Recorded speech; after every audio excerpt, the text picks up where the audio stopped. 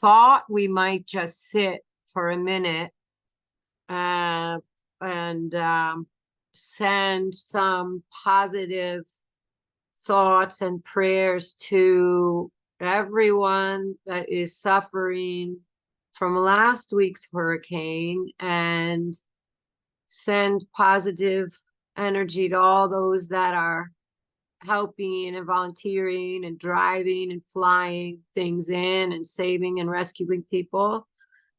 And then that everybody that's in the path of this one is safe, and that's by some miracle the damage is minimal. So I will be quiet for a minute and we can send some positive energy that direction.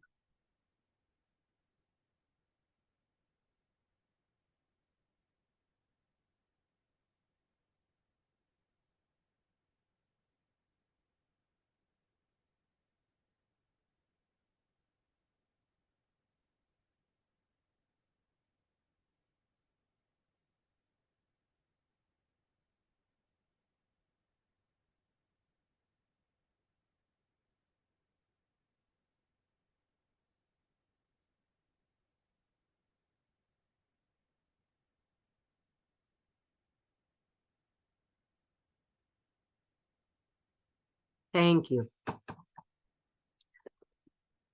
Tonight, I thought we would talk about creating daily lesson plans. But then I had this thought today about competition and competition versus compassion, and the positive ways to use competition, and then the ways that can often be really detrimental to us. And we talk about that quite a bit, about that idea that when we go to competitions, that it's more about finding where we are, and that next challenge of taking the connection that we have with our horse out into a different environment, and not so much about being better than someone else, but challenging ourselves. And then I read a great quote in Power versus Force, which is one of my favorite books in the world. And he talks a lot in all of his books, David Hawkins, about competition and unhealthy competition and healthy competition. But I thought that this, for people that are struggling with that idea, and how can we be living joyful and happy lives if we aren't striving and doing and working harder and finding our identity in what we do. And he really talks, David Hawkins is awesome on that. And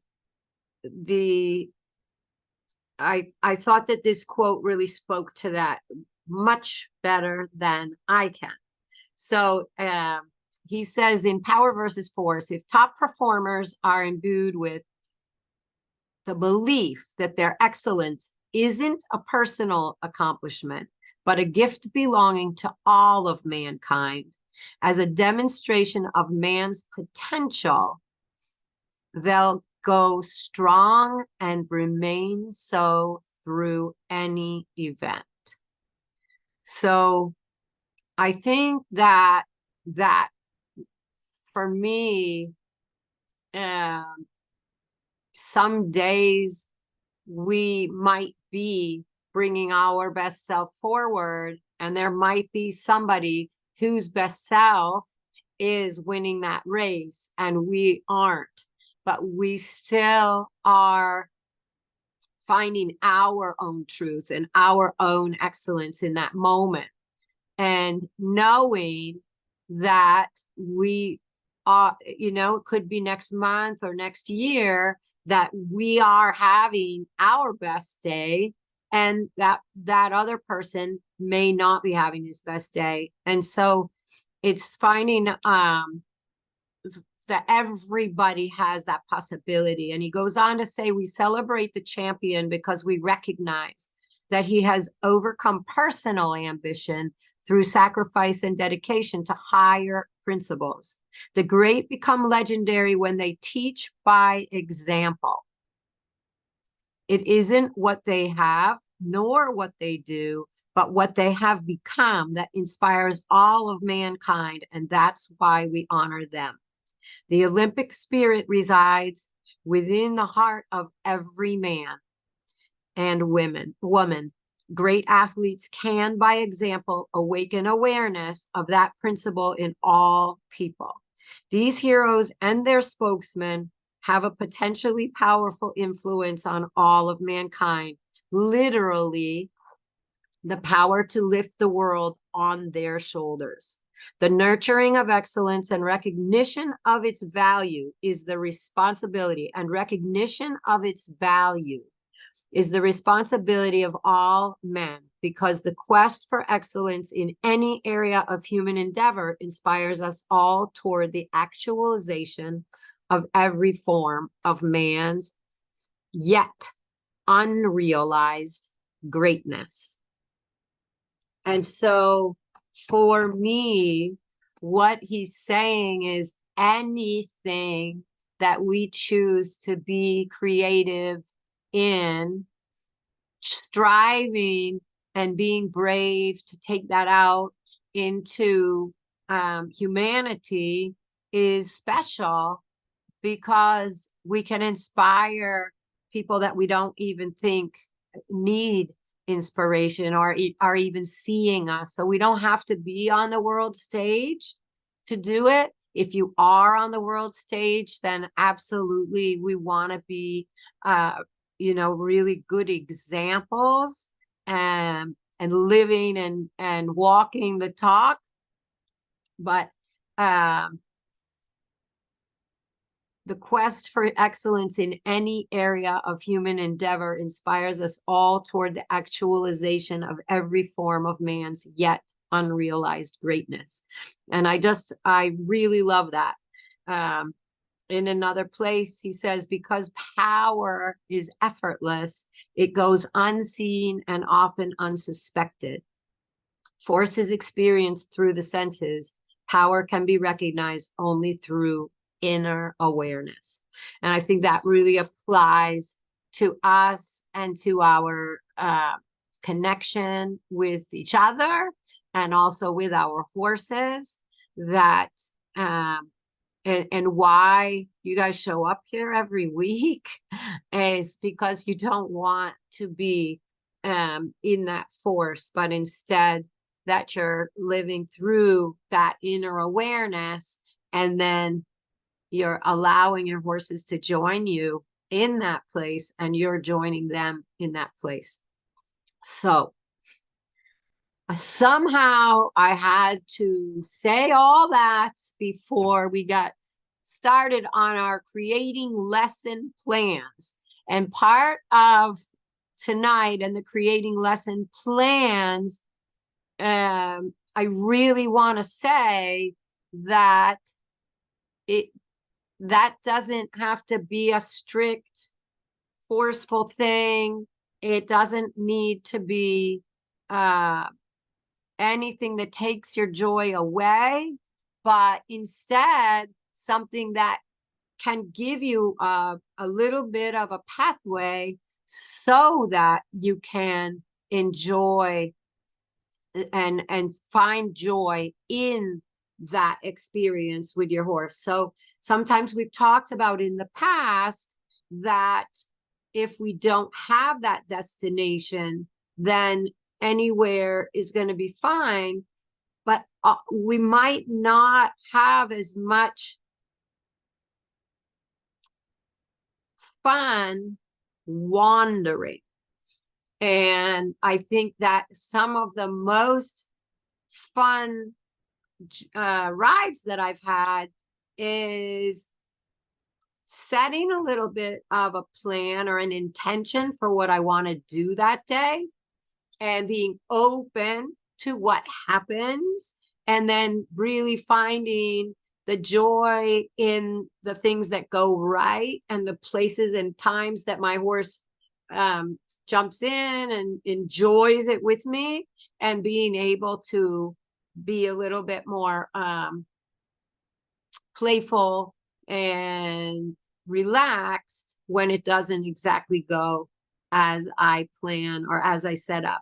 So creating daily lesson plans can also have a certain amount of flexibility, and the really that idea that that from last week, that beginner's mind, that anything can happen, and it can go in a direction you don't expect, and that can still be good. It can go in a direction you don't expect, and you won't feel in that second that it's good. But if you can stay in the flow and you can still think that it's okay and anything can happen, it may be turn out even better than you thought it was going to. So some questions when we wanted to create these daily lesson plans. We want to ask ourselves some questions about our horse so that we can move things in the right direction. So the first thing that I like to ask myself is, what is the weak link? You have heard me talk about it before. And if we ignore the weak link and we just build up on the strengths, eventually that is going to drag us backwards. So we always want to be bringing that weak link along and not over facing it so that the horse thinks hard about that things are hard or doesn't injure themselves. So what is the weak link? How does my horse prefer to carry him or herself? Is he crooked, right or left? Does he like to carry the neck up or down? Does he like to go fast or slow? What does my horse understand about the reins, the seat, and the legs? So I go through the questions kind of quickly, but those aren't, that doesn't mean that you're going to be answering them quickly. So this might be an evening journaling exercise. You might have to ride and then think a little bit harder about these things and then journal about them. So if you're not really sure, when we talk about is the horse crooked, right or left, and that can include, you know, which side is the stiff side, which side is the hollow side.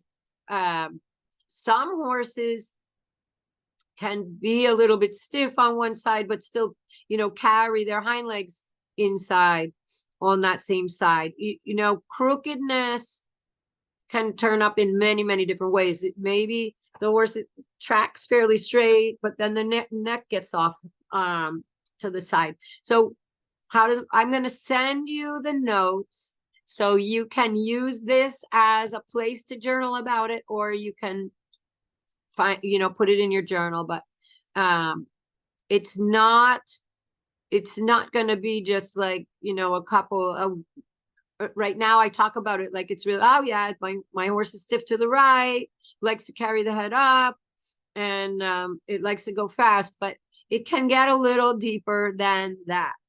So take your time if you are going to be writing this stuff down. What does my horse understand about the reins, the seat, and the legs? So depending on the level of training, but also through different periods, as we start new and sometimes more difficult exercises, we might get into periods where all of a sudden the horse is a little bit more defensive about the reins than it used to be. Of course, you ride a horse in training level and you teach it about the acceptance of the reins and how to move forward from the legs, and you feel that understanding is fluent. But then you start to do leg yields, and all of a sudden it feels like the horse doesn't understand the reins at all, because we need to go sideways, which means that there need to be a better understanding of the half halts so that the horse keeps motoring along in whatever gait you are in, but stands up better so that it can cross its legs over. So maybe in training level, I thought my horse understood my legs and my seat and my hands, 90% of the time or 100% of the time. It knows exactly what I mean all the time. But then I start asking for harder things, more difficult exercises, and then I need to come back and I need to think about that again, especially if I'm creating a lesson plan. If yesterday I felt that my horse had a little bit of a mix-up about something, then I would want to use the next day to explain that subject better. And then another question is, what is my horse's relaxation level at this time? And that doesn't have to just be in riding. Is my horse relaxed in the stable? Is it relaxed in the paddock? And is it relaxed in the riding? What is the level? So if I come to the barn and it's really cold and windy and everything's been blowing around, and my maybe the owner of the barn forgot to put the blanket on the horse, and so I come, and I would say yesterday it was nice and I had a great ride and my relaxation level was really on target, and I thought my horse was really willing and really focused and connected with me. But now today I show up at the barn with an idea of what I wanted to do. However, my horse is running around in the paddock. It's stressed about everything. I'm going to need to readjust my lesson plan. And so we're going to be flexible about that. Now, we might get to some of the exercises that we wanted to do because we adjust the beginning of the lesson plan. So remember, always remember that the horse that you start out with doesn't need to be the horse you end up with. And that's really why we love groundwork. We love connecting with the horses, getting to, when you're grooming, you're spending time with them, getting a little bit in, recognizing their energy, and then deciding on a lesson plan that is going to bring the horse into the relaxation level and into that work mode that you need it to be in. But instead of our warm-up being for 10 or 15 minutes, and then the middle of the work being that 20, 25 minutes of exercises and working, we might have to adjust that. And the warm-up might end up being 20 minutes or 25 minutes. The warm-up might include groundwork with a halter, and then adding the saddle, and then later adding the bridle. And that might take that 15 minutes or even 20 minutes. But then when we get on, we have a horse to ride, and we can do some exercises for 10 or 15 minutes and then do our cool down. And we've actually gotten something done rather than disregarding the relaxation level, just going about our merry way and going on with that lesson plan that we had thought about prior to arriving at the barn and finding everything in chaos. And then we have just a terrible ride altogether.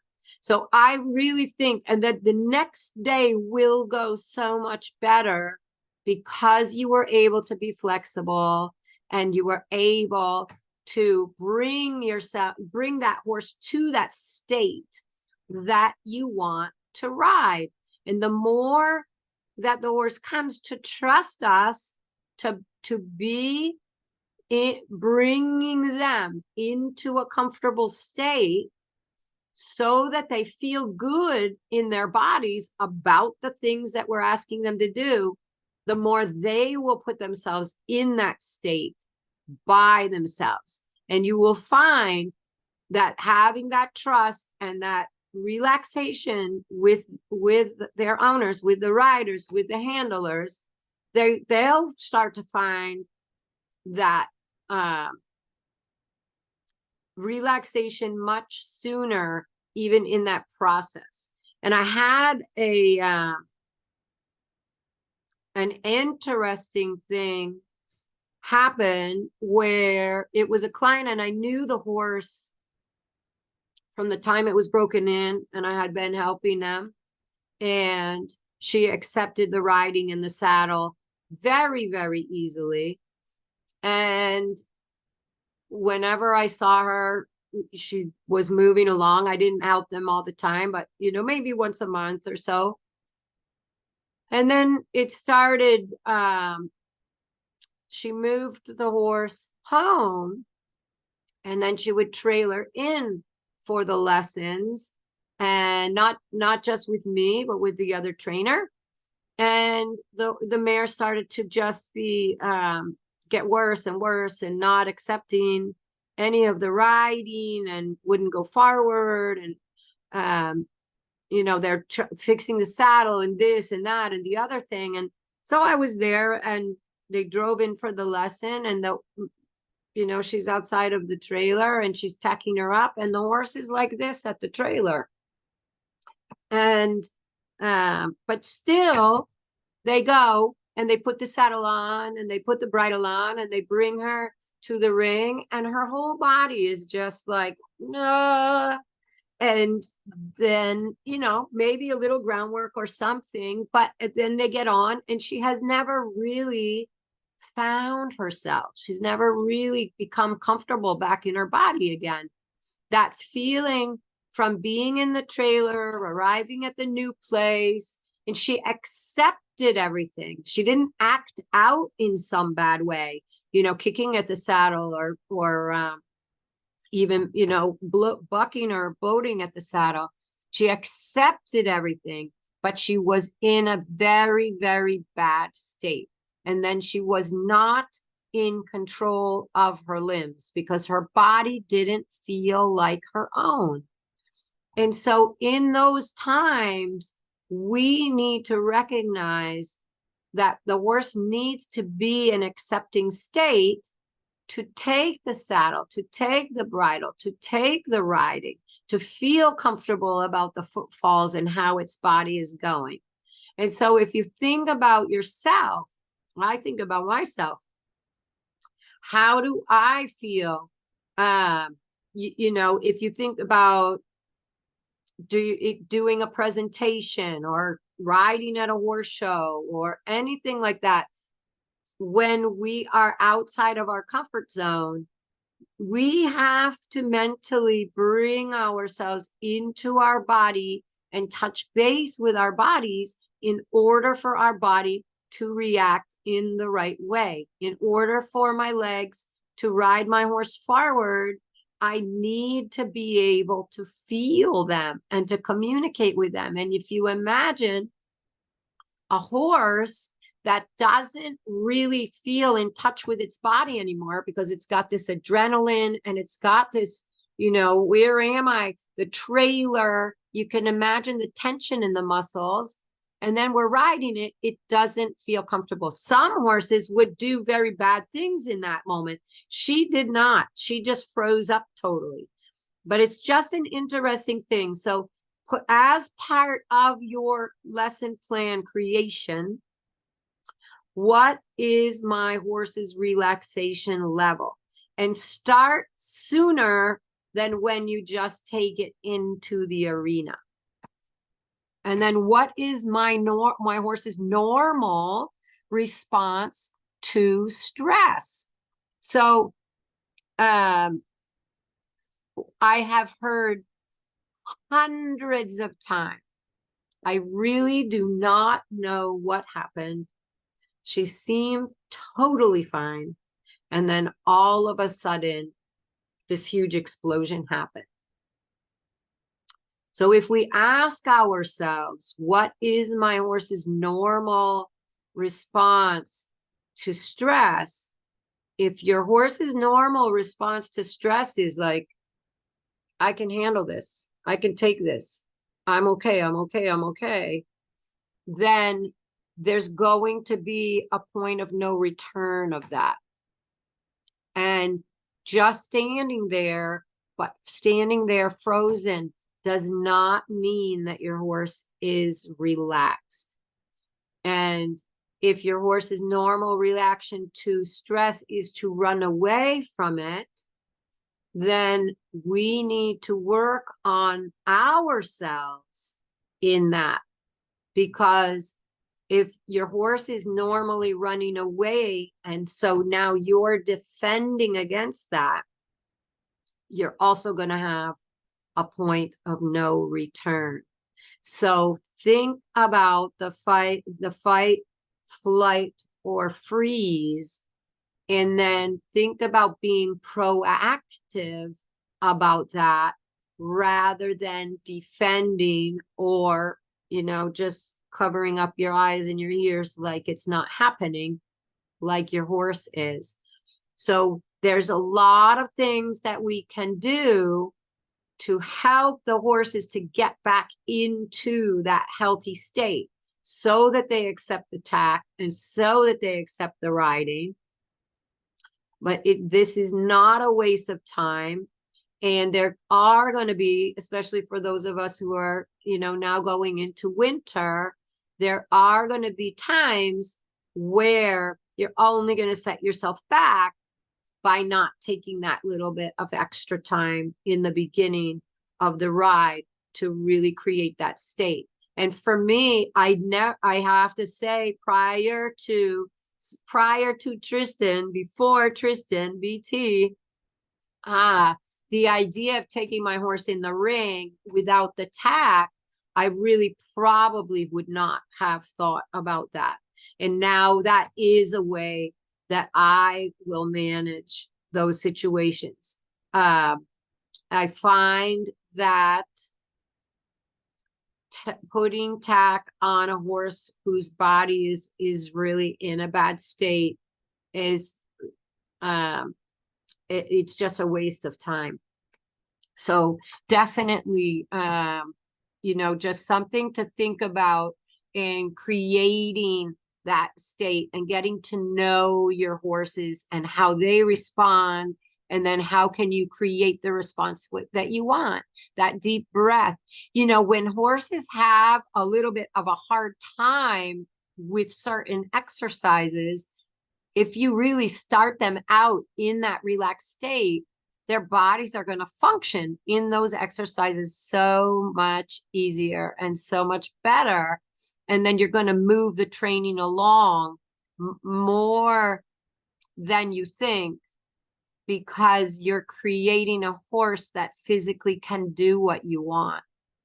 And it seems in the beginning like, oh my gosh, we're taking so much time with this. Or,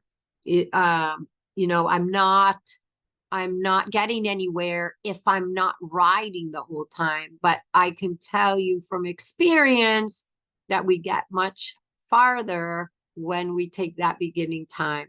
And oftentimes lessons that I teach, even in that last, they may be the ride for the last 10, 15 minutes, but that time that my horse has never felt like this before. My horse has never gone like this before. Oh my gosh.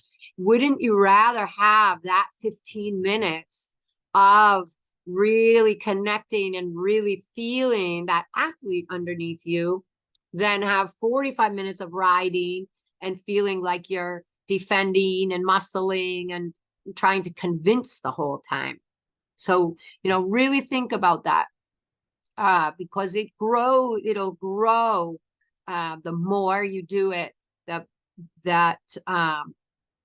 oh, that horse will be feeling even better than that the next week, and even better than that the next week, when you start to cultivate that idea. So does anybody have any questions or anything that they want to talk about that before we move on to actually creating patterns?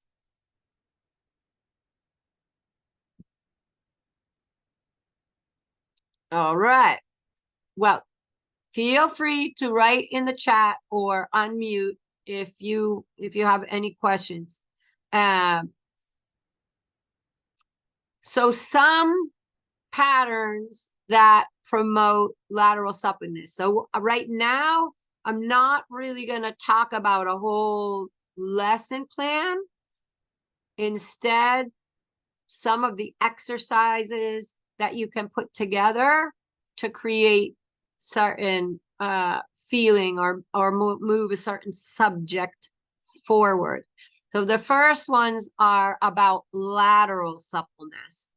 And for me, one of the best ways to get through to a horse that really blocks in the back or in the rib cage is the groundwork patterns. I really feel that pattern helps explain to the horse a lot about its own body, independent of the preconceived notions about the tack. So the groundwork pattern is moving the legs with a definite attention to each leg, and that the halter with the rope is the best way to start that. And it has that effect where the horse is understanding that something can happen in the front and move through to the hinds. And it also, the way that we do it, which is not the way that they do it necessarily in natural horsemanship, but the way that we do it is with the pressure to move to the side with your hand where the leg is. So everything that we do in the groundwork is going to apply the same when we're riding. So I find that the groundwork pattern really helps with suppleness, and it also helps me to get a baseline for where my horse is before I ride.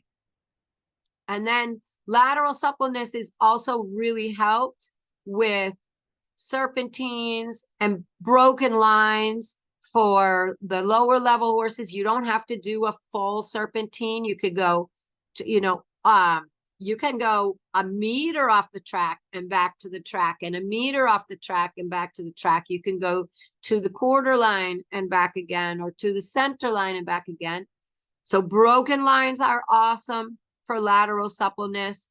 Your serpentines are great. Leg yields are very useful.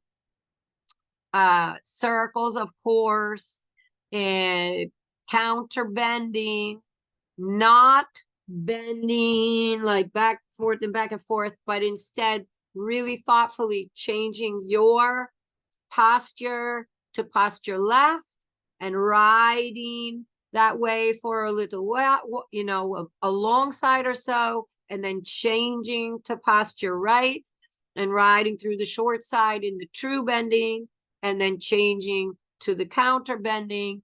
But not this thing. That's not what we're talking about. That actually takes the horse off its balance and will create a bit of more stiffness in the jaw from defending against that. Like, so when I talk about counter bending, it's really as an exercise, and you stay in that counter bending for a little bit. Younger horses probably only on the long sides. For older horses, I do counter bending to the outside on a circle. I might even do a serpentine, counter bending to counter bending to counter bending, really getting the horse listening properly to my legs and centering itself underneath the center of gravity. Very good for lateral suppleness. And then you're making your steps slower or faster. I know we don't want to talk so much about speed, but sometimes the horse will get a lot looser in the back when you focus on the speed and you think about, really slowing the horse down, but not letting the steps change size so much, or then speeding up those steps and not letting the steps change size so much. Oftentimes that will get them to loosen up a little bit, not in a stressy way and not in a forceful way, but just start thinking about it. And you'll find that the horse's body will have to start opening up in order to do that. And then counter canter for horses that are that level is very, very good for getting that lateral suppleness. And of course, when we're talking about counter canter, you keep your posture in the direction of the lead, not the direction that you are going in. So if you're cantering on the left lead and you're going around to the left, your left leg is a little bit inside, your right leg is a little bit back, your right rein is your outside rein, your inside is your left rein and your flexion rein. Outside rein, the right rein is your half halting and determining the length of your frame and your stride when you turn to go in counter canter. So you would be going on the right lead, on the right direction, on the left lead. You still ride in posture left. You can steer, but you're still going to ride with a little bit of flexion left. So let me know if you have any questions.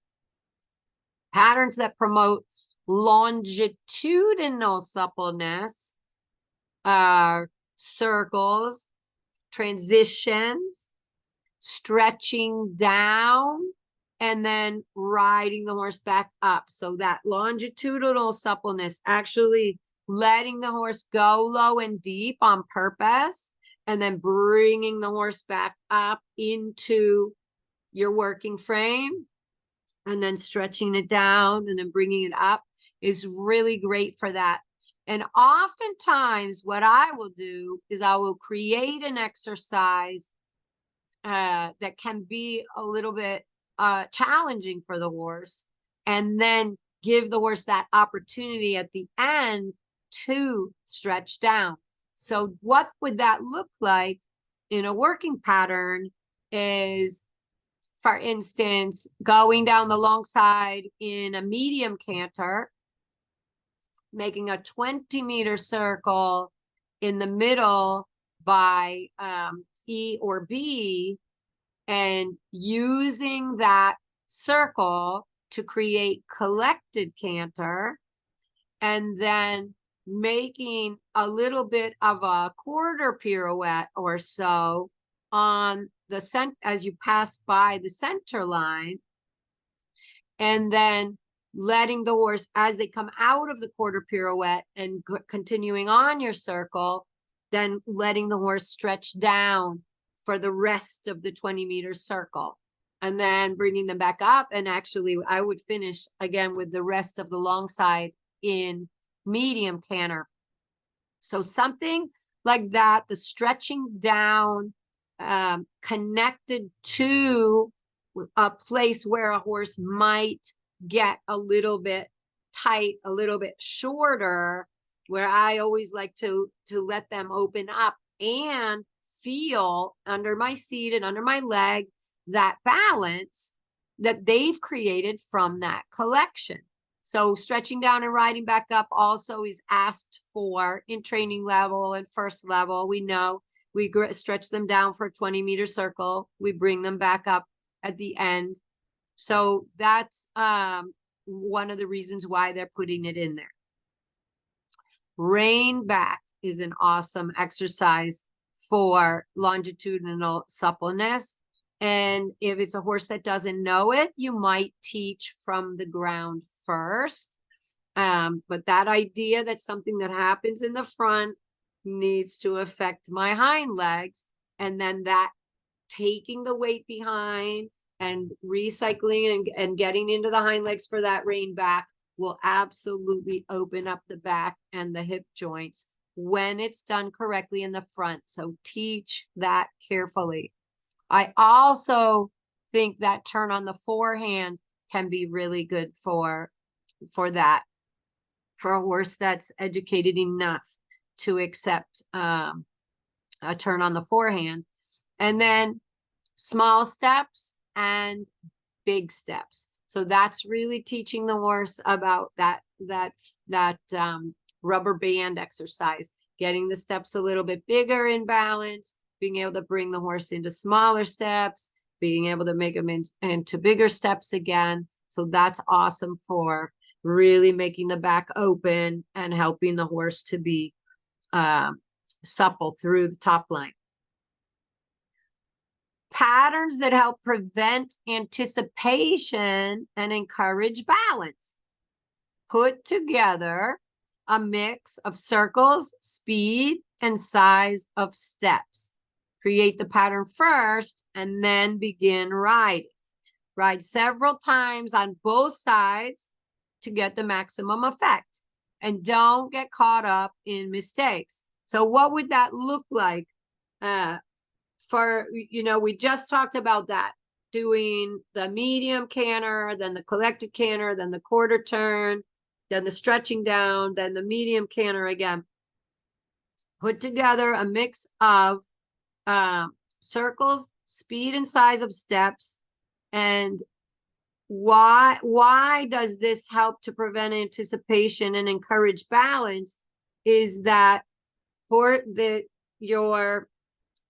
you're going to adjust the size and the speed of the steps when you want, not just because the arena dictates it. So sometimes what I might do with a horse that's anticipating is I might make the small steps on the long side and the big steps on the short side. I might make a 20-meter circle in big steps, and then when I get to the track, make a small circle in small steps. So where your horse is thinking, all the time, well, this is what we do now, this is what we do now, this is what we do now, you're creating a pattern that might be a little bit different than what they're used to. Oftentimes we get stuck. We might make a lengthening across the diagonal, and the end of the arena comes and the horse is already knowing that they're coming back. And so we let them come back. Well, when we let them come back, they're coming back from the front. They're not coming back from behind. So this kind of exercises might look like going across the diagonal in small steps and then getting to the short side and making big steps, or riding 2 medium trots on the diagonal line, going across to X and then coming back and then going a second time. Maybe I don't collect until A or C, for instance. And then where am I going to put circles in? Places that my horse might not expect it. So I don't have to wait until a letter to do a circle. I might feel like doing a circle on a diagonal. So if I'm going by X, I might make a medium trot across the diagonal. I might collect and make a 10-meter circle at X, and then finish that diagonal in a medium trot again. Things like that get the horse supple and also encourage better balance, and you start to be in charge because you're doing things. Now, you don't want to just be, random and pulling the horse around. You're going to do it with preparation, which is why I say create the pattern first in your mind and then ride it, and ride it a couple of times in a row. So the first time you might have some mistakes. You might not get your half halts quite timed perfectly, but you want to do that pattern a couple times in a row, and then it'll feel more fluent for you, but your horse still won't know it because it's going to be a little bit different than the work that you usually do. Patterns that help with a defending or blocked side put together a mix of transitions, changes of directions, and leg yields, and turn on the forehand if that's something that your horse understands. So defending or block side, that means that that's the stiff side. And so patterns that are going to help with that is a lot of changes of direction with a lot of preparation before you change direction so that you are very clear about your change in posture. And then you're ready with the correct aids as you are going from that hollow side to that defending side. Your inside leg is already in place and you're ready to ride that rib cage a little bit away and that inside hind leg under so that the horse can get supple on that side and be nice and balanced and start to get fluent on both sides. But you don't want to make it all about the bad stuff. So that's why we change direction often. Go the easy way, make that stiff side rideable in the easy way, and then go back to the difficult side. The changes of direction, leg yields, add turn on the forehand if your horse knows it.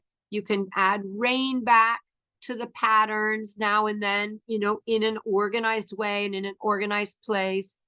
And I like to think about doing for instance, leg yield, turn on the forehand, and then another leg yield from the same direction. Everything really should be in the beginning the same flexion. That's the next degree of difficulty would be changing flexion. So for instance, if we're leg yielding from the right to the left, when we halt, we're going to stay in right flexion. We're going to make our turn on the forehand from our right leg into our left aids. And then we're going to continue the next leg yield away from the right to the left. That is going to really help you get the horse more fluent on that side. And then you can change. So then you would make your leg yield right to left, turn on the forehand away from the right still, and then you might step forward in right flexion, change flexion, and leg yield back. But that's the next degree of difficulty, okay? And then you can also, for horses that are understanding rein back, if they don't understand rein back yet, this is not a time to do it, but you could do your leg yield, your turn on the forehand, a little bit reining back feeling, and then forward into the leg yield, or halt, rein back, forward, and leg yield. You don't have to do the turn on the forehand, but those are all things that will get the body open when approached correctly. Patterns for a slow horse or horse that is slow to respond on the leg. Short lines with big steps and small steps. So short lines with big steps and small steps. That, for me, what does that mean? That means short diagonals, or think about going letter to letter. So I might go down the long side, and at the first letter make big steps, and at the next letter make, you know, a little bit small steps, and then go to the next letter in big steps. I might think about doing a serpentine with big steps in the turns and small steps across the center, or the other way around.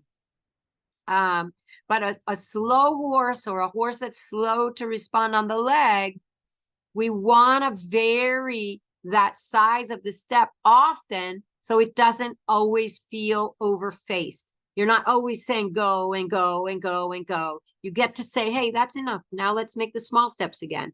Okay, now that's good. Now let's make those big steps again. Short lines with fast and slow steps. Very similar. Leg yields that turn into lengthenings. Lengthenings that become leg yields. Small steps, then lowering the neck and then turning it while the neck is being lowered into forward steps. And that might be an exercise that you would really teach very well in the walk first. At all of it. If the horse doesn't understand, slow it down, explain, and then reward the reaction, especially with these horses that are slow to respond. Reward the reaction. Don't hold on. Create patterns that help the horse mentally give the right reaction, such as forward on the long sides, forward on the diagonal. So that's opposite from the horse that's anticipating all the time. This is going to be the one that's a little lazy to react. So I teach my lazy horses that every time I turn on the diagonal, they go. And there's wide open spaces. So I'm not pushing it against the wall or pushing it against the corner, but I'm really opening that door for it to go forward. Trotting poles are great for these horses because they set them up and they trot through the poles and you get the feeling that they're carrying you and you don't have to be gripping.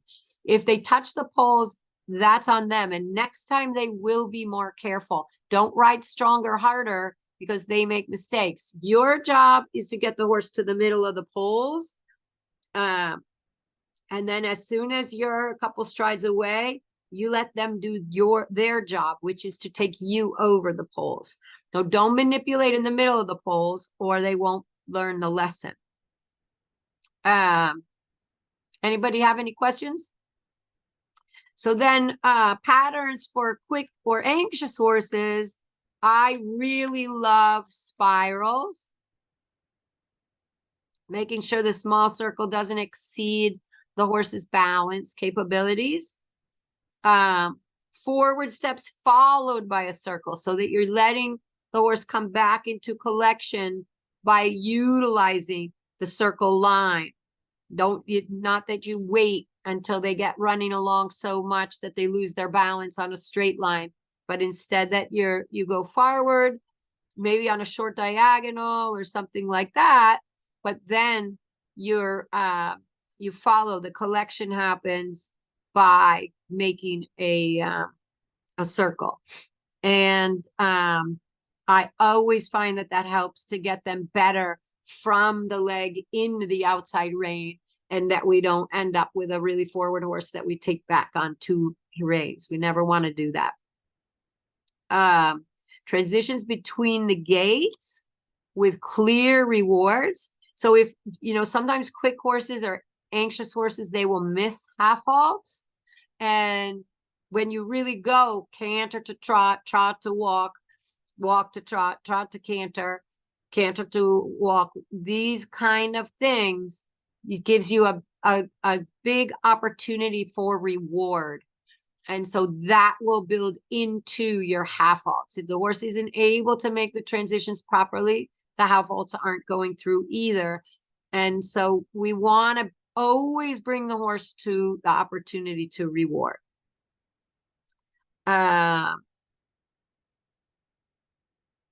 Slow and forward transitions. So that could look like riding your anxious horses a little bit slower in the pace before making the downward transition. It could also look like asking the horse to be a little bit prompt and moving off into a proper forward trot or canter. Some anxious horses will kind of hold back and get up and down in the forward. So I really like to get the horse connected in the rein and let the horse do that bigger forward transition and it will use up a little energy. It'll relax the horse about using its body, and it won't get that up and down kind of tense feeling. Always need to open the door for horses like that, but not lose the contact, but just get the horse in the rein and push the hand forward. Changes of direction that are well thought out and well prepared. Anxious horses need preparation, not hecticness. So for all horses that take over, change direction often. For anxious horses, be sure to prepare the changes of direction with extra half halts and suppling. And when you create lesson plans, be open to adjustments, like we talked in the beginning, depending on how your horse presents on a given day. Flexibility is key to success. We can have our eye on the ball. We can set that intention, but we always have to remember that the horse that we have in the middle of the ride doesn't have to be the one we started out with. We can develop that horse into the horse we want to train, into the horse we want to ride. Oftentimes we get defeated, and this is really true also in anything. You know, all of these things can apply not just to our horses, but, you know, to how we're operating in our life.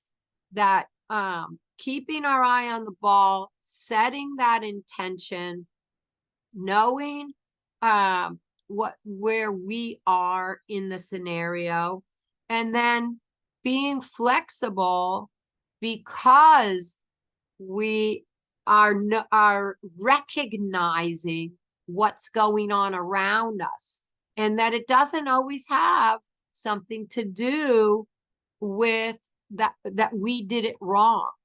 If we recognize that our horse is not understanding us at that time, we recognize that we got to the barn and they had been running in the paddock and we started off a little bit on the wrong foot, or we do the pattern and we realize that our horse is a little bit stiff that day. If we didn't do that groundwork pattern and we got on, then we might be thinking, I'm not riding right. My body isn't right. My leg isn't right.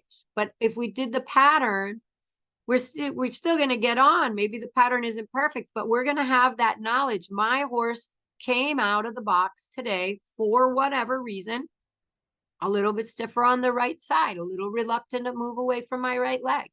And so I can then consciously create a lesson plan and exercises that are going to get my horse open and loose, not force my horse to respond and force my horse to do the exercises, but I'm going to use my intention in my exercises to get my horse to open and be available to doing the exercises physically.